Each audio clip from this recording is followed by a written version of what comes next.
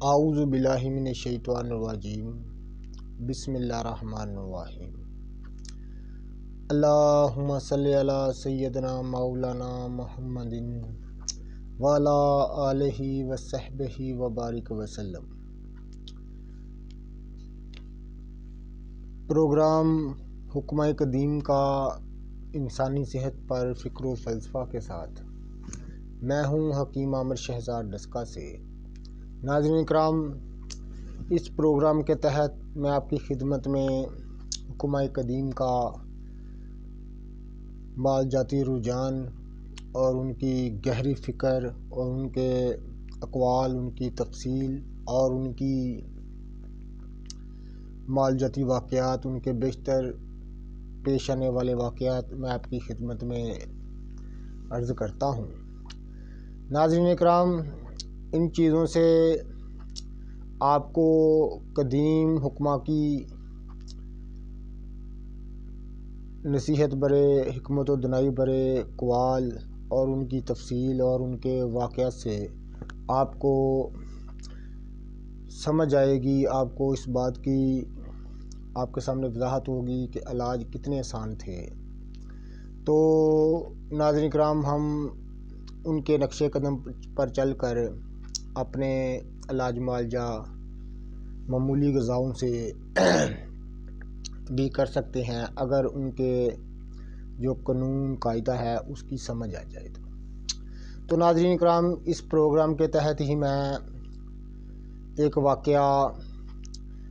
قدیم حکمہ کا آپ کی خدمت میں آپ کی نظر کر رہا ہوں۔ انتہائی دلچسپ واقعہ ہے اور سبق آموز واقعہ ہے۔ یہ واقعہ ہے حکیم ابو قریش کا۔ تو ناظرین کرام، یہ حکیم ابو قریش جو ہے، یہ محل کے باہر کام کرتا تھا، یعنی اس کو محل تک رسائی حاصل نہیں تھا تو ایک درباری حکیم ہی، یعنی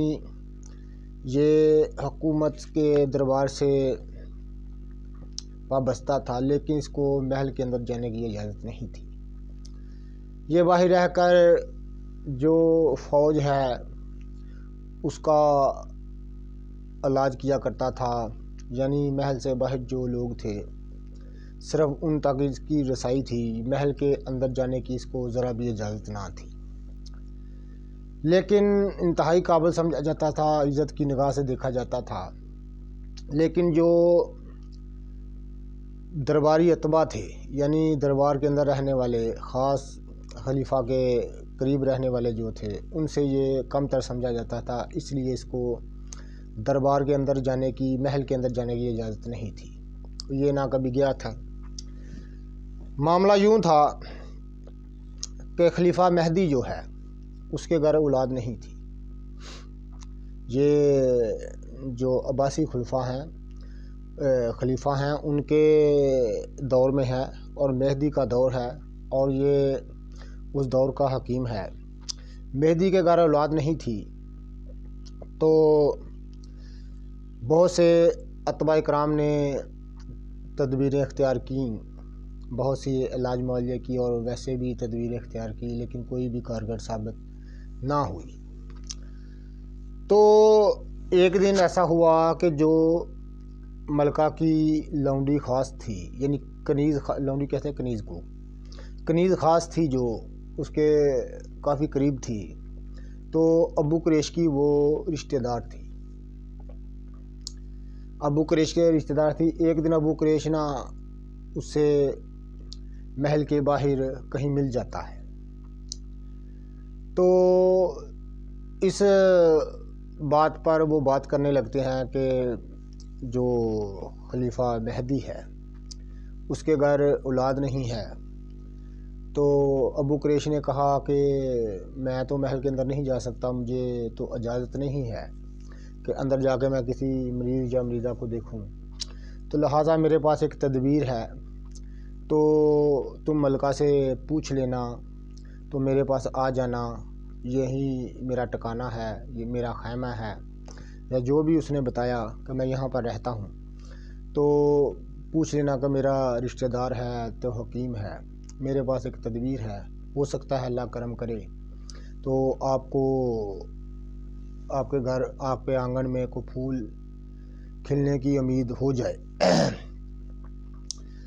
تو وہ لونڈی چلی گئی۔ جب وہ محل کے اندر گئی تو اس نے ملکہ سے کے سامنے وہ مزدہ سنایا۔ مزدہ کہتے ہیں قصہ سنانے کو، یعنی واقعہ سنانے کو مزدہ کہتے ہیں۔ جب اس نے مزدہ سنایا تو ملکہ تھی وہ اس یعنی بات کو سننا چاہتی تھی، کیونکہ وہ اولاد کی تلاش میں تھی اور ہر وقت اس کو یہ فکر رہتی تھی کہ میرے گھر اولاد ہو، میرے آنگن میں کوئی پھول کھلے۔ تو اس نے جلدی سے کہا کہ ابھی انہی پیروں پر جاؤ اور جا کر پوچھ کے آؤ کہ تمہارے پاس کون سی تدبیر ہے۔ تو اگر تدبیر کوئی ہے بھی ہے کہ یا یوں ہی تم نے بات کر دی ہے۔ وہ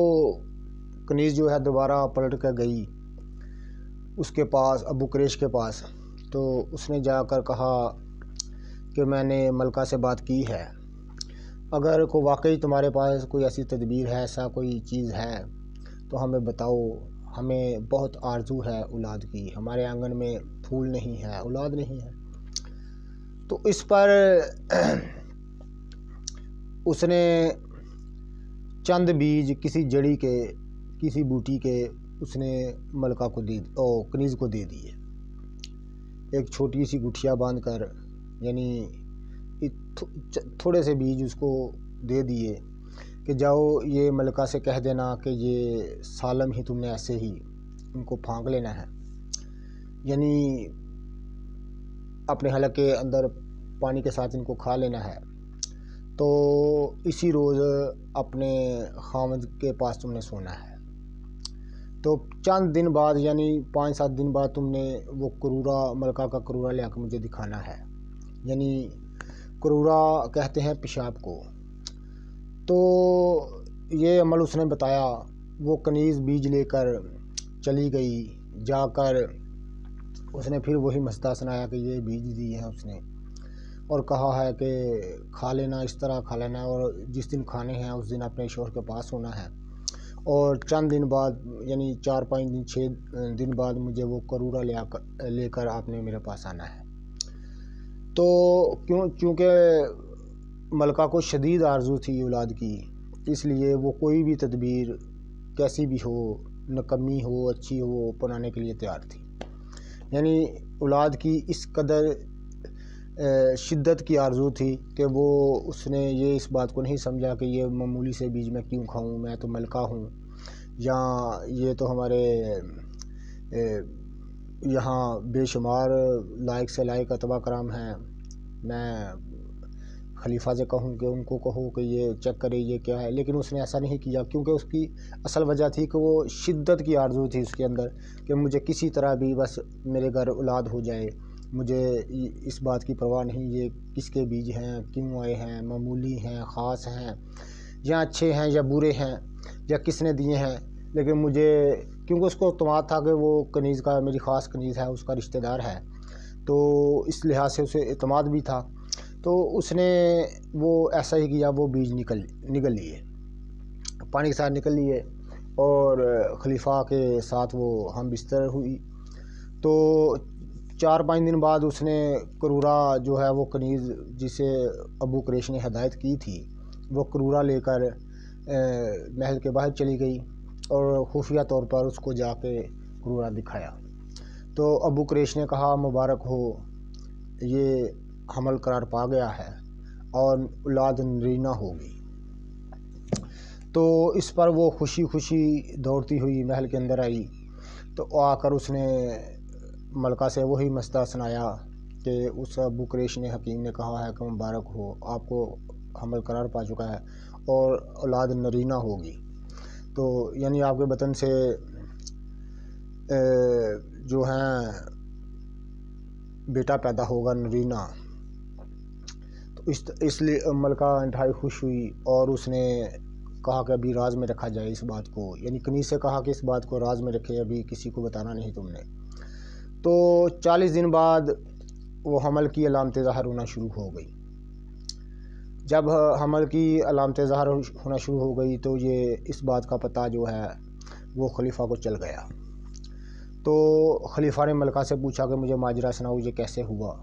تو کافی دیر سے ہمارے گھر تو یہ اولاد کا مسئلہ نہیں ہو رہا تھا، تو کس حکیم نے یہ تدبیر کی، کیسے؟ یعنی ملکہ نے سارا ماجرا جو ہے وہ سارا خلیفہ کو بتا دیا کہ اس طرح میری کنیز خاص ہے، تو اس کا ایک رشتہ دار ہے ابو قریش، وہ آپ کے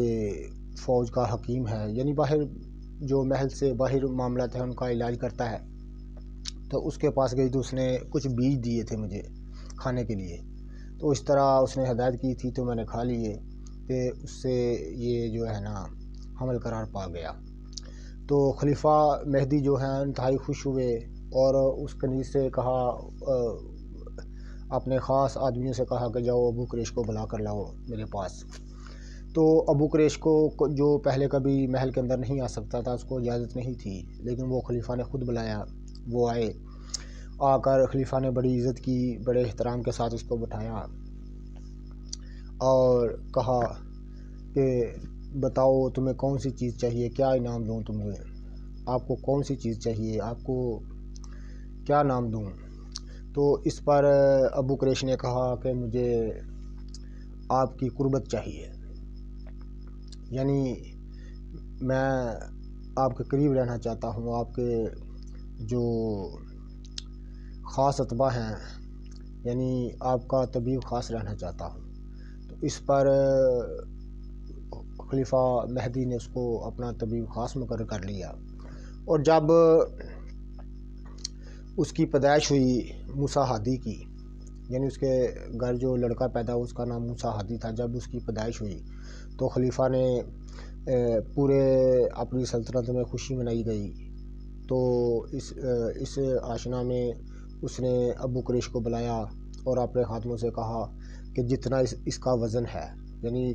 ترازو پر ایک طرف ابو قریش کو رکھ دیں اور ایک طرف چاندی کی اشرفیاں رکھ دیں، جتنا ان کا وزن ہے وہ انعام میں ابو قریش کو دی جائے۔ تو ناظرین کرام، یہ واقعہ تھا ابو قریش کا۔ اس واقعہ سے ہمیں سبق ملتا ہے کہ کس قدر الاحسان تھے۔ تو میں آپ کی خدمت میں عرض کر دوں کہ وہ بیج کس چیز کے تھے، وہ بیج کنب کے تھے۔ یہ معتبر جو طب کی معتبر تصانیف ہیں ان میں یہ واقعہ درج ہے، یہ معمولی واقعہ نہیں ہے۔ تو وہ کنب کے بیج تھے، کنب کہتے ہیں بھنگ کو، ایک عام بوٹی ہے بھنگ، جس کو ایک نشاور بوٹی ہے، تو اس کے بیج تھے۔ تو ابو قریش نے ان کو پتہ تھا، وہ اس پر مہارت رکھتے تھے، یعنی نباتات پر وہ کافی مہارت رکھتے تھے، تو ان چیزوں کو جانتے تھے۔ انہوں نے ملکہ کو بھنگ کے بیج بھیج دیے کہ یہ کھاؤ، اس سے تمہارا حمل قرار پا جائے گا۔ تو جو قیمتی دعاؤں سے جو تدبیریں نہیں ہو رہی تھی، مختلف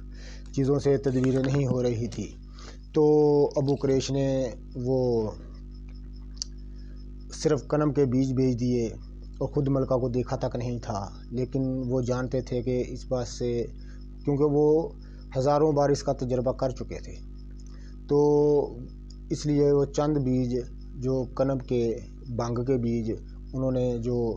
محل کے اندر بھیج دیے، وہ ملکہ نے، کیونکہ وہ شدت کے ساتھ ان کو آرزو تھی تو اولاد کی، کو وہ چاہتے تھے کہ کسی بھی صورت میں ہمیں یہ اولاد جیسا نعمت سے ہمیں مل جائے، تو وہ کچھ بھی کوئی بھی تدبیر کرنے کے لیے تیار تھیں۔ تو اتنی شدت کی آرزو تھی انہیں اولاد کی، تو انہوں نے یہ بات کو نہیں سمجھا کہ یہ معمولی سے بیج میں کیوں کھاؤں، انہوں نے فوری کھا لیے۔ تو اللہ تعالیٰ نے ان کو اولاد جیسی نعمت سے نوازا اور ان کے گھر ایک خوبصورت لڑکا پیدا ہوا۔ تو اس لیے کہتے ہیں کہ معمولی چیزوں کو بھی معمولی نہیں سمجھنا چاہیے، کوئی چیز میں کمی نہیں قدرت کے کارخانے میں۔ تو ناظرین، اس طرح سے کہ مزید دلچسپ واقعات میں آپ کی خدمت میں لے کر آیا کروں گا، اور ان کے نصیحت برے اور حکمت دنائی سے برے اقوال انشاءاللہ تعالیٰ میں لے کر آیا کروں گا۔ تو مختلف بیماریوں پر میں انشاءاللہ تعالیٰ تفصیل کے ساتھ جو بقرات کا فلسفہ اخلاق عناصر ہے اس کے تحت میں انشاءاللہ تعالیٰ ان بیماریوں کی تفصیل جو آج کل عالمگیر بنی ہوئی ہیں اس سے انشاءاللہ تعالیٰ آپ کو بتاؤں گا کہ یہ چیزیں کیا ہیں، ان کے علاج کتنے آسان ہیں۔ تو اس لیے کہتا ہوں کہ میرا چینل سبسکرائب کر دیں، بیل آئیکن کو دبا دیں تاکہ ہر نئی آنے والی ویڈیو کا نوٹیفیکیشن آپ کو ملتا رہے۔ تو انشاءاللہ تعالیٰ بہت سی چیزیں اور اس طرح دلچسپ واقعات اتباع قدیم کے، حکماء قدیم کے دلچسپ واقعات، ان کے نصیحت برے اقوال اور ان کے مالجاتی رجحان اور ان کی بے مثال نصیحت اور ان کے خاص طور پر جو حکماء قدیم تھے، یونانی حکیم تھے، ان کے انشاءاللہ تعالیٰ میں آگے نشستوں میں ان کے واقعات شروع کروں گا، اور جالینوس کے، سقراط کے، افلاطون کے، ارسطو کے، فیثاغورس کے، اور اس کے بعد عرب نامور اتباع جو ہیں، ابو القاسم زہراوی، علی بن ربن تبری، تو محمد بن زکریا رازی، ابن سینا اور بھی دیگر نامور اتباع جو ہیں، ان کے انشاءاللہ تعالیٰ حالات و زندگی اور ان کے کارنامے، ان کے واقعات، ان کے خاص ملفوظات جو ان کے حکم ہیں، ان کے قول ہیں، ان سے بھی آپ کی شناسائی کراؤں گا۔ تو اس لیے میں کہتا ہوں کہ میرا چینل سبسکرائب کر دیں، بیل آئیکن کو دبا دیں تاکہ ہر نئی آنے والی ویڈیو آپ کو ملتی رہے۔ اللہ حافظ۔